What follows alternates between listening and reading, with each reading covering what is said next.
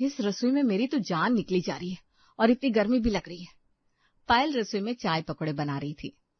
यार, इतने कम स्पेस में कौन एडजस्ट कर सकता है? मुझसे तो बिल्कुल भी नहीं होता। पता नहीं किस हिसाब से रसोई बनाई है, मैं तो यहाँ पर ठीक से खड़ी भी नहीं हो पा रही हूँ। पायल बड़ी मुश्किल से रसोई में खाना बनाती है और उसके बाद सभी को खाना देती है। अरे बेटा, तुमने छोटा सा नाश्ता बनाने में इतनी देर कैसे लगा दी? मम्मी जी, आपको तो पता ही है कि रसोई कितनी छोटी है और उसमें एडजस्ट करने में कितना टाइम लगता है। खाना बनाना तो क्या, छोटा सा चाय नाश्ता बनाने में भी बहुत टाइम लग जाता है। हाँ बेटा, मुझे पता ही है कि रसोई सच में बहुत छोटी है और उसमें एडजस्ट करना बहुत ज्यादा मुश्किल होता है, लेकिन क्या कर सकते हैं? हम उसमें बहुत कुछ कर सकते हैं मम्मी जी। जैसे कि हम रसोई का थोड़ा सा स्पेस बढ़वा सकते हैं। वैसे भी रसोई के आगे और पीछे की तरफ, दोनों की तरफ इतना बड़ा आंगन है। उस आंगन का हमें क्या ही करना है? उस आंगन को तो हम इतना ज्यादा यूटिलाइज भी नहीं करते, तो जो उनके आगे पीछे एक्स्ट्रा स्पेस है हम उसको यूज कर सकते हैं, है ना मम्मी जी? हाँ बेटा, वैसे बात तो तुम सही कह रही हो, हम ऐसा तो कर ही सकते हैं। वहीं रमेश बैठा ये सब चुपचाप सुन रहा था और तब कहता है, देखो, रसोई में तुम्हें करना ही क्या है, बस थोड़ी देर के लिए खाना ही तो बनाना होता है, और इतनी देर के लिए हम पूरे घर का स्ट्रक्चर या नक्शा तो खराब नहीं कर सकते। लेकिन पापा जी, उसमें घर का स्ट्रक्चर या नक्शा खराब नहीं होगा, हमें बस थोड़ा सा स्पेस ही तो बढ़ाना है। और वैसे भी हमारी तो पुराने जमाने के हिसाब से रसोई बनी हुई है। हम न्यू मॉड्यूलर किचन भी बनवा सकते हैं। हम ओपन किचन करवा देंगे तो और भी ज्यादा स्पेस हो जाएगा और फिर अच्छा भी रहेगा। अरे बेटा, ये सब बातें कोई मायने नहीं रखती, ये तो बस मनी वेस्ट और टाइम वेस्ट वाली बातें हैं। तुम्हें इतना नहीं सोचना चाहिए। इतने सालों से भी तो रसोई में खाना बनता आया है, तो अब कौन सी बड़ी परेशानी हो रही है? अब इन बातों पर डिस्कशन करने से अच्छा है कि किसी अच्छी बात पर डिस्कशन करो। इतना कहकर रमेश वहां से चला जाता है। उसके जाने के बाद पायल और शांति दोनों एक दूसरे को एकटक दिखती है। मम्मी जी, अब क्या कर सकते हैं? मैंने तो तुझे पहले ही कहा था, उनके सामने ऐसी बातें करने का कोई फायदा नहीं है। इन सब बातों का उनके सामने कोई मोल नहीं है, और इन्होंने तो हमारी पहले भी नहीं सुनी थी, और पहले तो बल्कि हमें इतना बोलने का हक भी नहीं होता था। वही है कि औरतों का काम है बस रसोई में खाना बनाना, लेकिन घर बनाना, इन सब में हम राय नहीं दे सकते। लेकिन मम्मी जी, ये बात तो बहुत ज्यादा गलत है ना? भला रसोई में खाना भी तो औरत को बनाना है, तो वो उसे बनाते समय अपनी राय क्यों नहीं दे सकती? पता नहीं बेटा, मैंने भी इतने सालों में इतनी छोटी सी किचन में कैसे एडजस्ट किया है, बस पूछो मत। जब इतने सारे मेहमान एक साथ आ जाते थे तो सबका खाना बनाना बहुत ज्यादा मुश्किल हो जाता था। इतना बड़ा घर है, जगह की कोई कमी नहीं है। रसोई के चारों तरफ आंगन और इतना बड़ा स्पेस छोड़ रखा है, लेकिन बस इन्हें रसोई से ही इतनी प्रॉब्लम है। इन्होंने इतने बड़े ससुराल में एक पतली सी रसोई बनाकर रख दी, जिसमें एक बंदे का खड़ा होना भी बहुत ज्यादा मुश्किल होता है। मुझे नहीं लगता इन सब बातों पर डिस्कशन करके कुछ होगा। यहाँ पर कोई भी हमारी बात नहीं मानने वाला। इस तरह उन लोगों को बहुत ज्यादा परेशानी होती थी। अब पायल रात को भी रसोई में जब खाना बना रही थी तो उसे बहुत परेशानी हो रही थी। हे भगवान, इतनी छोटी सी रसोई में कितनी ज्यादा गर्मी लग रही है। यहाँ पर तो वेंटिलेशन के लिए भी कोई स्पेस नहीं छोड़ रखा। मुझे तो लग रहा है कि इस किचन में ही मेरा दम घुट घुट के मर जाऊंगी एक दिन। तभी कुकर की सीटी बजने लगती है। हाँ बिल्कुल, ऐसी सीटी बजा बजाकर जोर से शोर मचाओ, हंगामा कर दो। इतना शोर सुनकर मेरे कान फट जाएंगे। एकदम से कान में चिल्ला रहे हो तुम। लेकिन बेचारे कुकर, इसमें तुम्हारी क्या गलती है? जब यहाँ पर स्पेस इतना कम है, सांस लेने की भी जगह नहीं है, तो आवाज तो ज्यादा आएगी ही। बड़ी मुश्किल से पायल सभी को खाना बनाकर परोसती है और सब डाइनिंग टेबल पर बैठकर खाना खा रहे थे। अच्छा बेटा, शादी की तैयारी कैसी चल रही है? सारा सामान वगैरह तुमने बुकिंग तो कर दी ना? हाँ पापा, मैंने अपनी तरफ से अपना काम तो सब कंप्लीट कर लिया है। मैं सोच रहा था, जब हम शादी के लिए घर में पेंट करवा रहे हैं, थोड़ा सा रेनोवेशन भी करवा रहे हैं, तो जो हमें चेंजेस करने थे वो भी हम अभी करवा लेते हैं ना। हाँ, इस बारे में तुमने मुझे उस दिन बताया था।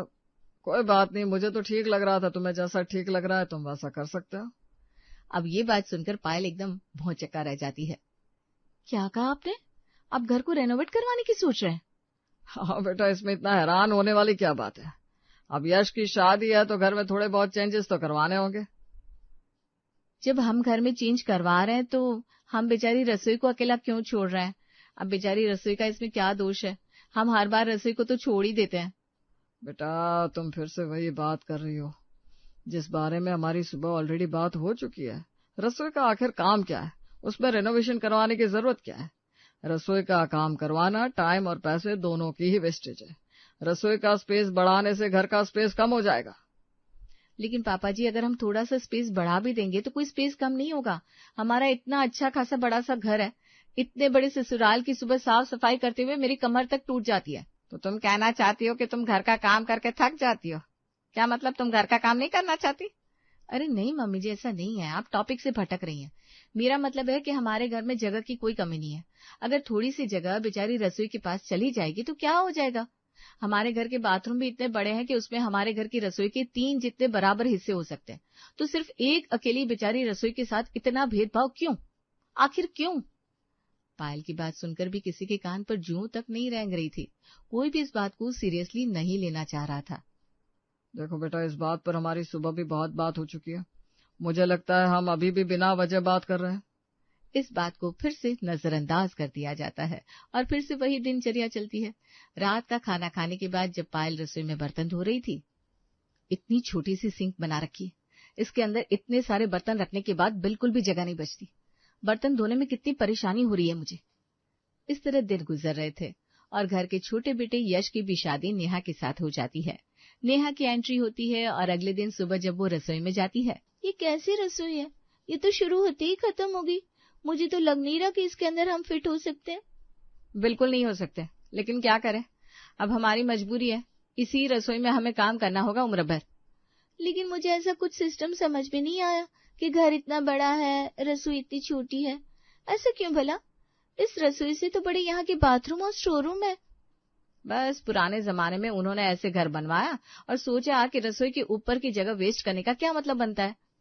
रसोई तो वैसे भी इतने काम की नहीं होती। उन्होंने हर चीज को जरूरी समझा, लेकिन एक रसोई को नहीं। बस ये बात सुनकर नेहा को गुस्सा आता है। भला ऐसे कैसे हो सकता है? रसोई के साथ तो ये बहुत बड़ी नाइंसाफी हो रही है। अब क्या कर सकते हैं, चलो खाना बनाते हैं। जब नेहा और पायल दोनों रसोई में खाना बना रहे थे, एक तरफ नेहा सब्जी काट रही थी, वहीं दूसरी तरफ पायल आटा गूंथ रही थी।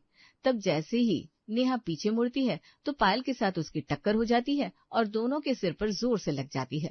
ओए माँ, मर गई मैं तो टूट के बिखर गई। ओए माँ, ओए माँ, अरे।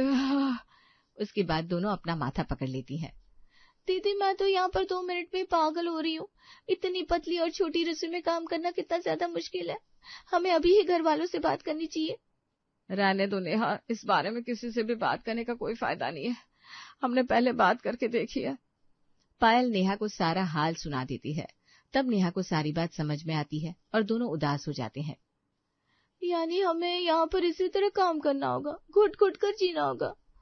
हमारा वैसे भी सबसे ज्यादा समय तो रसोई में जाता है और ये रसोई को ही किसी काम का नहीं समझ रहे। ये तो बहुत गलत बात है। अब दोनों कर भी क्या सकती थी, जैसे तैसे मजबूरन उसी रसोई में दोनों को काम करना पड़ रहा था। अब उसके बाद जब दोनों खाना बना रही थी तब नेहा पायल के पीछे से लेफ्ट साइड से जाने की कोशिश कर रही थी, लेकिन स्पेस न होने की वजह से। मुझे नमक का डिब्बा चाहिए, लेकिन मैं वहां तक पहुंच नहीं पाऊंगी। दीदी आप मुझे नमक का डिब्बा दे दीजिए ना। अच्छा ठीक है, मैं देती हूँ। और जैसे ही पायल लेफ्ट हैंड से नमक का डिब्बा देती है, वो गलती से छूटकर उसी के पैर पर गिर जाता है। ओ माँ, आज दिन में दूसरी बार मर गई मैं। ऐसा कैसे हो सकता है दीदी? आप एक बार मर के जिंदा भी हो गए और मुझे पता भी नहीं चला। कहीं मेरे सामने आपका भूत तो नहीं खड़ा? ओए माँ। अरे नेहा तुम चुप करो, कुछ भी बोलती रहती हो, पता ही नहीं। कुछ नहीं दीदी, मैं बस मजाक कर रही थी ताकि आपका ध्यान बटा सकूं। दोनों जैसे तैसे करके सभी को खाना बना कर देती है। इस तरह दोनों को रसोई में खाना बनाते हुए और बाकी काम करते हुए बहुत ज्यादा परेशानी होती थी। एक दिन घर पर पड़ोसन आती है। और बताओ शीला, आज तो बहुत दिनों बाद आना हुआ है। अब क्या करूं, आजकल कुछ समय ही नहीं मिल पा रहा। तू भी आजकल कहाँ आ रही है? 2 बहू होने के बाद तू तो घर से बाहर ही नहीं निकल रही। पायल बेटा इधर आना तो। शांति की आवाज लगाने पर पायल वहां आती है। जी मम्मी जी, कहिए क्या बात है? अरे बेटा तुम जल्दी से हम दोनों के लिए मस्त गर्मा गर्म चाय और समोसे बना कर ले आओ। अरे वो तुमने तो समोसे का नाम लिया और मेरे मुंह में पानी आ गया। पायल बहू तो सच में बहुत अच्छे समोसे बनाती है। जी मैं अभी लेकर आती हूँ। उसके बाद पायल रसोई में जाती है और नेहा के साथ मिलकर जब दोनों समोसे बना रही थी तो दोनों का बार बार गलती से कभी एक दूसरे को हाथ लग रहा था। माफ करना नेहा, फिर से मुझसे गलती से तुम्हारा हाथ लग गया। अरे कोई बात नहीं दीदी, इतना परेशान होने की जरूरत नहीं है। अब तो हमें इन सब चीजों की आदत डालनी ही होगी, ये सब तो बहुत नॉर्मल है। उसके बाद पायल जब करछी से समोसे चला रही थी और उसे बाहर निकालती है तो गलती से नेहा के सिर में लग जाती है। ओ नो, मुझे लग गई। अरे सच में नेहा, मुझे माफ करना, मैंने कुछ भी जानबूझकर नहीं किया, गलती से हो गया। हाँ दीदी, मुझे पता है गलती से हो रहा है, लेकिन हम कब तक ऐसे इतना सब कुछ सहते रहेंगे? कभी हम दोनों की टक्कर हो जाती है, कभी हम दोनों को चोट लग जाती है, कभी सामान गिर जाता है। ऐसे तो काम नहीं चलेगा। तुमने सही कहा, लेकिन हमने कितनी बार घर वालों से बात करने की कोशिश की, लेकिन कुछ भी नहीं हुआ। आपकी कहावत तो सुनी होगी दीदी कि जब घी सीधी उंगली से ना निकले, हमें उंगली टेढ़ी करनी पड़ती है। अरे लेकिन हमें उंगली से घी निकालने की जरूरत क्या है? हम तो चम्मच से निकाल लेते ना। अरे दीदी, आप भी कैसी बातें कर रही हो? मैं भी बस तुम्हारी जैसी बातें करके मजाक कर रही थी। बताओ क्या प्लान है? हाँ, तो हम ऐसा करेंगे कि अब अगले दिन दोपहर में। बहू, जल्दी से मेरे लिए खाना बना दो, बहुत भूख लग रही है। जी पापा जी, अभी बनाकर ला रहे हैं। उसके बाद पायल और नेहा दोनों रसोई में खाना बनाने जाती हैं। दीदी तैयार है ना? आज का प्लान याद है ना? अरे हाँ, बिल्कुल तैयार हूँ। दोनों खाना बना लेती है और कुकर में भी सब्जी की सीटी बजने के बाद पायल कुकर खोल देती है। वहीं दूसरी तरफ नेहा ने सलाद भी काट लिया था। दीदी, हम रसोई के बाहर जाकर गिराएंगे, वरना हम जल जाएंगे। सब्जी बहुत गर्म है ना? तुमने बिल्कुल सही कहा, एक तो रसोई भी इतनी छोटी है। उसके बाद दोनों रसोई के बाहर आती है और सलाद और सब्जी का कुकर एक साथ गिरा देती है। और सारा खाना गिरने के बाद जब शोर सुनकर शांति और रमेश वहां दौड़े आते हैं। अरे बहू, क्या हो गया? ये सारा खाना अचानक गिर कैसे गया? माफ करना पापा जी, रसोई इतनी छोटी है कि मैं सलाद काटने के बाद प्लेट लेकर जैसे ही पीछे मुड़ी, वैसे ही दीदी भी खुले कुकर में सब्जी लेकर दूसरी तरफ परोसने के लिए जा रही थी। तभी हम दोनों की टक्कर हो गई और सारा खाना गिर गया। पापा जी, अब हम क्या करेंगे? हाँ पापा जी, अब हम क्या करें? इतनी मेहनत से खाना बनाया था। अब कोई बात नहीं, अभी तुम दोनों बाहर से खाना मंगवा लो और रसोई साफ कर लो। कोई बात नहीं, होता रहता है। रमेश के जाने के बाद दोनों बहुत खुश होती है। सच में मजा आ गया। अब तो लगता है हमें यही ड्रामा कंटिन्यू करना होगा, तभी कुछ होगा। सच में दीदी, वरना ऐसे काम नहीं चलेगा। अब अगले दिन जब घर में मेहमान आते हैं, तब रमेश पायल और नेहा के पास आकर कहता है, बेटा, घर में मेहमान आया है, तुम चाय नाश्ता बना लो। जी पापा जी, बस अभी 10 मिनट में बना देते हैं। रमेश वहां से चला जाता है। अब रसोई में दोनों चाय नाश्ता तो बना लेती है, लेकिन अपने प्लान के चलते दोनों ही ट्रे में सारी चाय गिरा देती है और एक कप नीचे गिराकर फोड़ देती है। बाहर हॉल में बैठे रमेश और उसके रिश्तेदार महेश, उन तक ये आवाज पहुंचती है। ये आवाज कैसी आई? मैं अभी देख कर आता हूँ। उसके बाद रमेश जब रसोई में आकर देखता है तो वो फिर हैरान हो जाता है कि रसोई में चारों तरफ चाय नाश्ता गिर गया है। अरे बेटा, ऐसा फिर से कैसे हो सकता है? पापा जी, हमने चाय डाली और हम दोनों जब बाहर आ रहे थे तो हमारी टक्कर हो गई और सारा चाय नाश्ता गिर गया। अब हम क्या करेंगे पापा जी? हाँ, कप भी टूट गया है, सब खराब हो गया। आप हमें प्लीज थोड़ा और टाइम दीजिए, हम दोबारा चाय नाश्ता बना देते हैं। हाँ ठीक है बेटा, लेकिन जल्दी करने की कोशिश करना। दोनों जब तक चाय नाश्ता बनाती है तब तक महेश कहता है, अच्छा भाई साहब, अब मैं चलता हूँ, बाद में कभी मिलेंगे। अरे लेकिन अब चाय नाश्ता तो करके जाइए। नहीं भाई साहब, जब तक चाय नाश्ता आएगा तब तक शायद रात हो जाएगी। अब मैं घर चलता हूँ, फिर कभी आऊंगा। ऐसा होने पर रमेश को शर्मिंदगी महसूस होती है। अब एक रात फिर से सभी रात को खाने का इंतजार कर रहे थे, लेकिन बहुत देर तक भी खाना नहीं आता तो नेहा और पायल उदास होकर बाहर आती है। दोनों के ही हाथ और पैरों में पट्टी बंधी हुई थी, जिसे देखकर सब हैरान हो जाते हैं। अरे बेटा, तुम दोनों के हाथ पैर में क्या हो गया? हे भगवान, तुम दोनों को तो कुछ ज्यादा ही चोट लग गई है। ऐसा कैसे हो सकता है? क्या हुआ? तुम दोनों ठीक तो हो ना? तुम्हें हॉस्पिटल ले जाने की जरूरत तो नहीं है ना? नहीं मम्मी जी, दरअसल क्या हुआ कि खाना बनाकर हम कढ़ाई और कुकर जब उतार रहे थे तो कम जगह होने की वजह से हमारे पैर पर गिर गया और हमें बहुत चोट लग गई, हमारा पैर टूट गया। और ये हाथ में क्या हुआ? और हम दोनों की इतनी जोर से टक्कर लगी थी कि गैस पर दूध गर्म हो रहा था, वो गर्म दूध हमारे हाथ पर आकर गिर गया। हमें बहुत तकलीफ हो रही है। लेकिन पहले तो ऐसा नहीं होता था। पहले एक जना होता था ना रसोई में पापा जी, अब तो दो दो लोग हैं, तो काम करने में परेशानी तो होनी है। हे भगवान, तुम दोनों को तो बहुत तकलीफ हुई है। तुम दोनों ने बहुत कुछ सहा है। अगर ऐसे ही होता रहा तो बहुत नुकसान हो जाएगा। हाँ बिल्कुल, ऐसे तो ये सब बहुत खतरनाक होगा। हमें इस रसोई का कुछ करना ही होगा। हाँ, इतने बड़े ससुराल में ये पतली रसोई को बस बड़ा कर सकते हैं हम। हाँ, जब इतना बड़ा ससुराल है तो पतली रसोई अच्छी नहीं लगती, रसोई को भी थोड़ा बड़ा होना चाहिए तो प्रॉब्लम सॉल्व हो जाएगी। इन सबसे परेशान होकर लास्ट में रमेश मान जाता है। ठीक है, अब तो मैं रसोई बड़ी करवानी है तो करवा लो। जरूरतों के हिसाब से वैसे भी इंसान को बदलना ही चाहिए। थोड़ी देर बाद जब सब चले जाते हैं, मानना पड़ेगा मम्मी जी, आपने सच में बहुत अच्छी एक्टिंग की है। अरे जब तुम दोनों का साथ देना होगा तो एक्टिंग तो अच्छी करनी होगी ना। वैसे मैंने पट्टी भी तो बहुत अच्छी बांध दी है तुम्हें। हाँ, एकदम असली लग रही है। आपको तो डॉक्टर होना चाहिए था। जी जी, आने में कोई परेशानी तो नहीं हुई। कह देती तो विजय या महेश को भेज देती, आपको ले आते। ना शांति, कोई परेशानी नहीं हुई। बड़ा बेटा चौराहे तक छोड़ गया और फिर वो अपने ऑफिस के लिए निकल गया। मैं इधर आ गई। आप बताओ, घर में सब सही है? आपकी तबीयत कैसी है? मेरी तबीयत का मत पूछ, घुटनों में बहुत दर्द है। रोज छोटी बहू घुटनों में मालिश करती है, तब सुबह को उठ पाती हूँ। वैसे तू बता, तेरी तो 3 बहुएं हैं, आराम से बैठकर खाती होगी। क्या बताऊं, 3 बहुएं हैं, तीनों अपने अतरंगी अंदाज हैं, लेकिन काम चोरी करने के लिए तीनों एकजुट हो जाती हैं। मैं समझी नहीं, 3 बहुएं हैं, तीनों बहुएं तुझे आराम नहीं देती? अरे कोई तो होगी जो तेरी एक आवाज पर दौड़ी आती होगी और तेरी सेवा करती होगी। जी, सच बताएं तो किस्मत में आराम और सुख लिखा ही नहीं है। हर बहू पर यही उम्मीद लगाए रही कि ये वाली अच्छी होगी। अब तो तीनों लड़कों की शादी हो गई और तीनों बहुएं एक जैसी निकली। बहुएं हैं तो घर का काम तो करेंगी ही, फिर काम चोरी कैसे कर लेती हैं? जी सुनो, मैं आपको बताती हूँ तीनों कैसे काम चोरी करती हैं।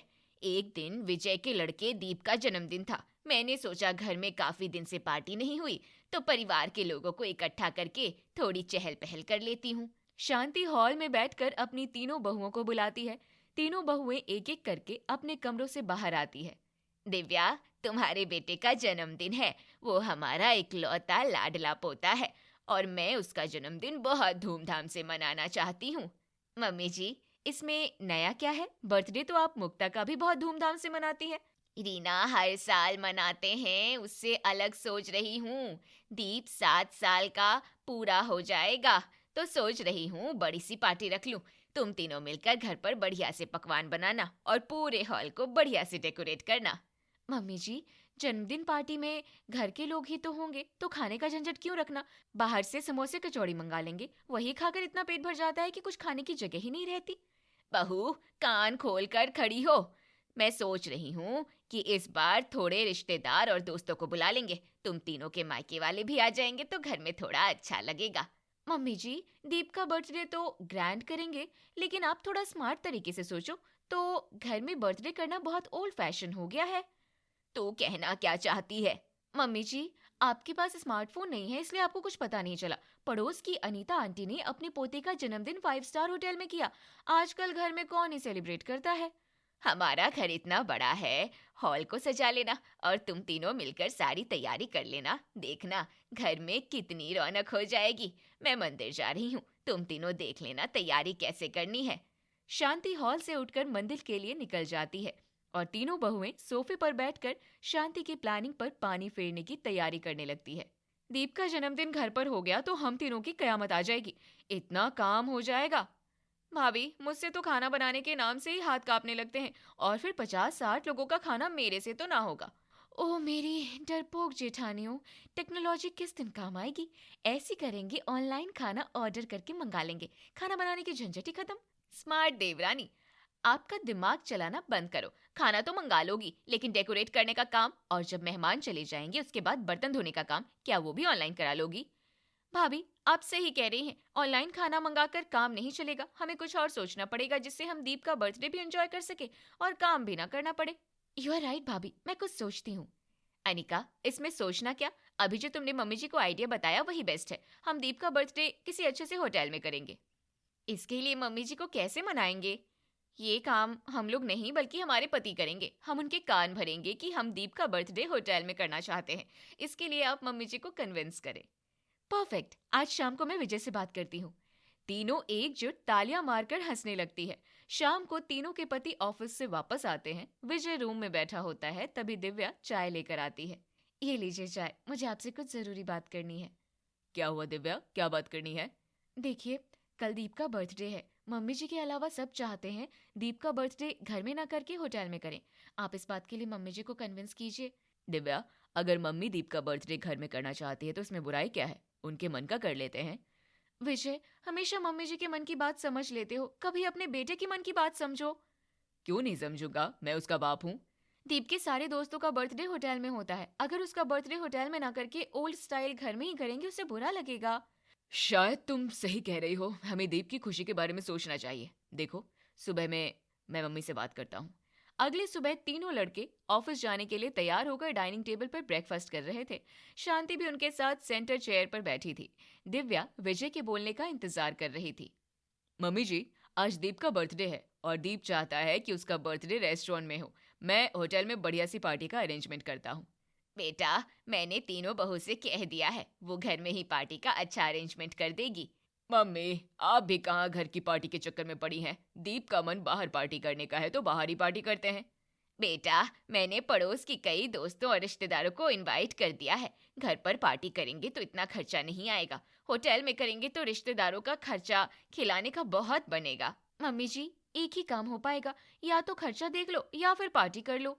मम्मी, आप घर पर पार्टी रखना चाहती हो, अगर दीप की पार्टी में दीप खुश नहीं तो ऐसी पार्टी का क्या फायदा? मुझे होटल में पार्टी करने में कोई ऐतराज नहीं, लेकिन होटल के खर्चे बहुत महंगे हो जाएंगे। मम्मी जी, हमारा एक ही तो बेटा है, उसके लिए ही कमाते हैं, फिर उसके बर्थडे पर इतना सोचना क्या? ठीक है, फिर जैसा तुम सबको सही लगे। शाम को विजय अपने बेटे के लिए एक बढ़िया से होटल में पार्टी रखता है। तीनों बहुओं का प्लान सक्सेसफुल हो जाता है। तीनों मॉडर्न स्टाइल में साड़ी पहनकर, बालों को खोलकर पूरे स्टाइल में पार्टी में जाती है। महेश बेटा, दीप कहाँ है? मुक्ता भी नहीं दिख रही। मम्मी, बच्चे वो प्ले एरिया में होंगे, अभी बुला कर लाता हूँ। महेश बच्चों को बुलाने चला जाता है। शांति अपनी तीनों बहुओं को देखती है। तीनों हंसते हुए खा पी रही थी। तीनों काम चोरी करके बहुत खुश थी। वाह शांति, तेरी बहुएं तो बहुत होशियार हैं, काम चोरी भी कर ली और किसी को कानों कान पता तक नहीं लगा। जी, सच में मेरी बहुएं जो दिमाग काम चोरी में लगाती हैं, अगर वो दिमाग घर के कामों में लगाए तो दूर दूर तक चर्चे हों। शांति, एक बात बताऊं, तेरी बहू एक साथ खड़े होकर काम चोरी कर सकती है, लेकिन अगर तीनों बहू को काम बांट दिए जाए तो तीनों अपना अपना काम निपटा ही लेंगी। जी, आप क्या सोचती हो, आपके अंदर ही दिमाग है। आप अब बता रही हो, ये तो मैंने कब का करके देख लिया। तीनों को अलग अलग काम दिए, फिर उन्होंने कैसे काम चोरी की, जरा बताना। जी, पूछो मत, ऐसा चक्कर लगाया कि घर की तहस नहस कर दिया। बता तो सही, ऐसा क्या किया?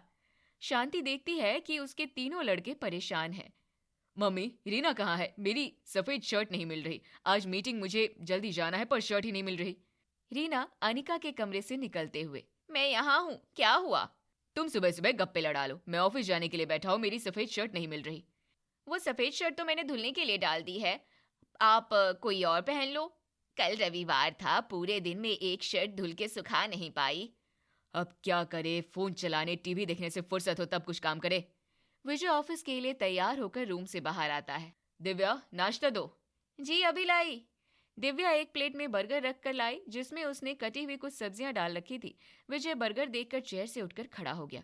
शांति ये सब हॉल में बैठकर देख रही थी।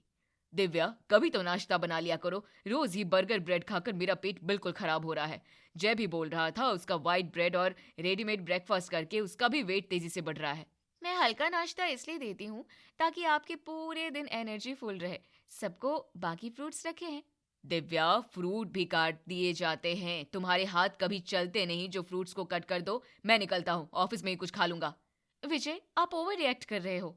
विजय बिना खाए ही ऑफिस के लिए निकल जाता है। तभी शांति अपनी तीनों बहुओं को पास में बुलाती है।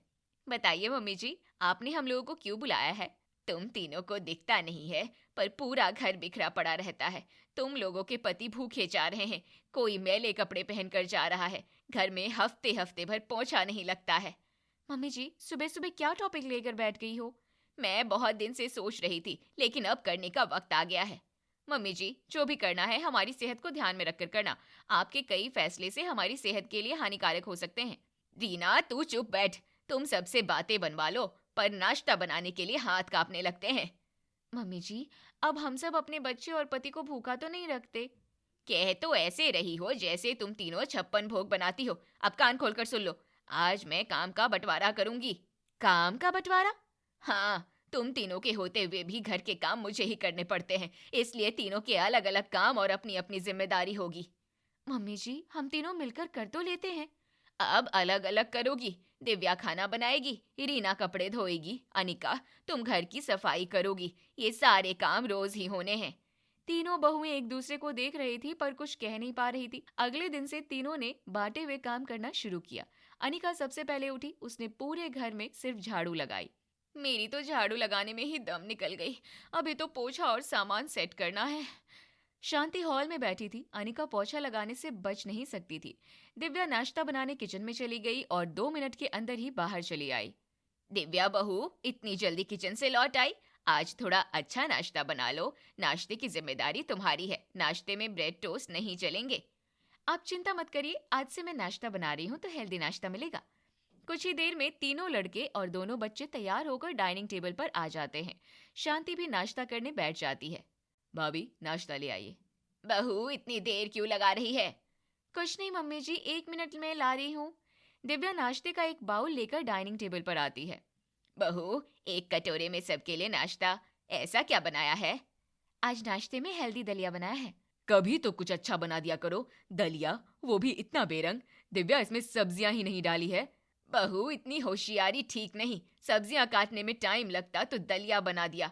ऊपर से कुकर में भी लग गया। जलने की महक आ रही है। मम्मी जी, मैं दलिया रखकर रूम में चली गई। मैंने सोचा देर में बनेगा। जब तक वापस आई ये थोड़ा सा लग गया। इस तरह उनका नाश्ता निपटा। रीना कपड़े धोने बाथरूम में गई तो कपड़ों का ढेर लगा था। ये तो कपड़ों का पहाड़ है। अगर मैंने इन्हें सही से धोया तो मैं ही इसके नीचे दब जाऊंगी। मशीन भी खराब है। हाथ से धोए तो सुबह उठ नहीं पाऊंगी। रीना कपड़ों को देखकर हॉल में अपनी सास के पास आती है। अनिका और दिव्या भी वहां पर बैठी होती है। मम्मी जी, आज मेरे सिर में बहुत दर्द हो रहा है। बदन भी टूट रहा है। आज मैं कपड़े नहीं धो पाऊंगी। बहू, तू जितनी ड्रामा क्वीन है मुझे सब पता है। कपड़े हाथ से न धोने पड़े इसलिए बीमारी का नाटक कर रही हो। कल से तुम्हारा ये नाटक नहीं चलेगा। कल से क्या होगा? मम्मी जी, कपड़े तो रीना को ही धोने हैं। आज शाम को लड़के ऑफिस से आ जाएंगे तो हम पुरानी वॉशिंग मशीन को बदलकर नई वॉशिंग मशीन ले आएंगे, जिससे रीना आराम से कपड़े धो सके। मम्मी जी, मैं ऑनलाइन बहुत ही अच्छी ऑटोमेटिक मशीन, आप कहें तो वॉशिंग मशीन ऑनलाइन ऑर्डर करके मंगा लेती हूँ। अनिका, तुम अकेले अपना दिमाग मत चलाओ। वॉशिंग मशीन घर में आएगी या नहीं आएगी ये तो मैं डिसाइड करूंगी, क्योंकि कपड़े तो मुझे धोने हैं। मतलब बहू चाहती है कि वॉशिंग मशीन मैं खरीद कर किस हाथ से कपड़े धुलवाएं? ये तो और अच्छी बात है। मम्मी जी, इतने सालों से आपके साथ रह रही हूँ, इतना तो मुझे पता है कि वॉशिंग मशीन होने के बाद भी शर्ट और सॉफ्ट कपड़ों को आप हाथ से ही धुलवाती हो। ये तो मम्मी जी की ऐसी सोच है, वरना आजकल लोग जूते तक वॉशिंग मशीन में धुलते हैं। वैसे भाभी सही कह रही हो, कपड़े अगर हाथ से धुलने हैं तो मशीन लेने का क्या फायदा? मैं तो नई वॉशिंग मशीन लेने की सोच रही थी, लेकिन अगर तुम तीनों का यही इरादा है तो मशीन ना लेकर हाथ से ही कपड़े धुलोगी, फिर ठीक है। वॉशिंग मशीन लेने का प्लान कैंसिल करते हैं। दिव्या और अनिका रीना को कमरे में ले जाती है और उससे पूछती है, रीना, तेरे दिमाग पर पत्थर पड़ गए हैं? जब मम्मी जी वॉशिंग मशीन लेने की बात कर रही थी तो तूने मना क्यों किया? भाभी, आजकल तो इतनी बढ़िया ऑटोमेटिक मशीन आती है, उनसे कपड़े झटके से साफ हो जाते हैं। लेकिन मुझे समझ नहीं आया, आपने वॉशिंग मशीन लेने से मना क्यों किया? माय डियर देवरानी एंड जेठानी, अभी बात हुई थी ना कि अगर वॉशिंग मशीन ले भी लेंगे तब भी शर्ट और मम्मी जी की साड़ी, बच्चों के डेलिकेट कपड़े हाथ से धुलने पड़ेंगे। मतलब आप कपड़े हाथ से धुलने को तैयार हैं? तुम हाथ से धुल लोगी, लेकिन मेरी बारी आई तो मैं तो हाथ खड़े कर दूंगी। भाभी चिंता मत करो, कपड़े हाथ से ही धुलेंगे, पर हमारे हाथों से नहीं। भाभी, आप गोल गोल घुमा रही हो, साफ साफ बताओ ना। देवरानी जी, अगली सुबह का इंतजार करो। अगली सुबह रविवार का दिन, शांति अपने बेटों के साथ बैठी चाय पी रही थी, तभी डोरबेल बजी। मैं खोलता हूँ। जय दरवाजा खोलता है तो सामने एक बड़े से थैली में कपड़े लिए धोबी खड़ा होता है। वो कपड़े का थैला लेकर अंदर आता है। ये लीजिए आपके कपड़े। हमारे कपड़े? हमने तो कोई कपड़े नहीं भिजवाए। कल आपकी बहू जी ने ये कपड़े धुलने और प्रेस करने के लिए दिए थे। शायद रीना देकर आई होगी। कल उसके सिर में दर्द था तो इसलिए वही कपड़े देकर आई होगी। तुम कपड़े यहाँ रख दो, तुम्हारे पैसे अभी दिलवाते हैं। माताजी, इन कपड़ों के पैसे बहू जी दे आई थी। धोबी कपड़ों का थैला रखकर वहां से चला जाता है। तभी शांति रीना को बुलाती है। उनके साथ अनिका और दिव्या भी साथ में आती है। रीना, अगर तुम्हें कपड़े नहीं धोने थे तो तू मना कर देती, मैं अनिका से कपड़े धुलवाने का काम कर लेती, लेकिन धोबी के पास कपड़े भेजने का क्या मतलब? मम्मी जी, मेरे सिर में पहले से ही दर्द था। अगर मैं इतने कपड़े हाथ से धुलती तो मेरी हालत खस्ता हो जाती, इसलिए मैंने कपड़े धोबी से धुलवा लिए।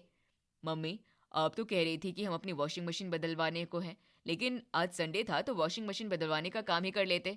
जेठ जी, हम तीनों ने डिसाइड किया है, हम कोई वॉशिंग मशीन नहीं लेंगे। लेकिन क्यों? आप तीनों की शर्ट, पैंट और मम्मी जी के कपड़े, बच्चों के कपड़े हाथ से धुलने हैं तो वॉशिंग मशीन लेकर बेकार में खर्च करना। अब से सारे कपड़े धोबी से ही धुलवाएंगे। मैंने उसे 1 महीने का एडवांस पेमेंट भी दे दिया है, वो कपड़े धुलने के साथ प्रेस भी करके लाएगा।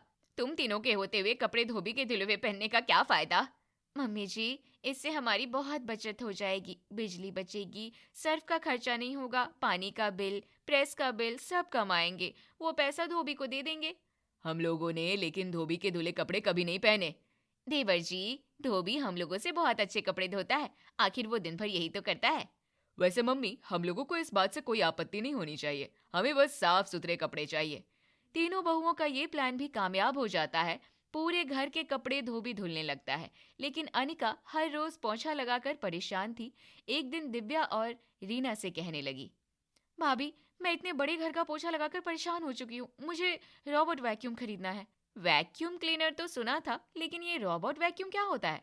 इसे चार्ज करके मोबाइल से कनेक्ट कर पूरे घर की सफाई बेड पर ही बैठकर की जा सकती है, मुझे बस वही खरीदना है। अनिका, अगर ऐसा कुछ होता है तो आज ही मंगा ले, वरना अगले महीने मुझे झाड़ू पोछा करना पड़ेगा और फिर रीना को, इसलिए चुपचाप वैक्यूम रोबोट ऑर्डर कर दे। जी, इस तरह मेरी 3 नालायक जुगाड़ू बहुओं ने मिलकर वैक्यूम रोबोट मंगा लिया और फिर क्या, पूरे घर की सफाई बेड पर बैठकर आराम से करती हैं। सच में शांति, तेरी बहुओं से ज्यादा नालायक बहुएं मैंने कभी नहीं देखी, काम चोरी के लिए इतना दिमाग चलाती हैं। जी, मेरा नाम शांति है, पर मेरी बहुओं की वजह से मेरी जिंदगी में अशांति फैली रहती है। वैसे मुझे यहाँ बैठे आधा घंटा हो गया, तेरी एक भी बहू नहीं दिखी। वो तीनों बच्चों को स्कूल भेजकर मॉल घूमने के लिए निकल गई, वहां से शॉपिंग करेंगी, देखना शाम के खाने का इंतजाम करके ही लाएंगी। अब तू क्या ही कर सकती है, जैसी बहुएं ऐश कर रही है वैसे तू भी बिना टेंशन लिए मौज से काट। जी, आप सही कह रही हो, ऐसा ही करना पड़ेगा।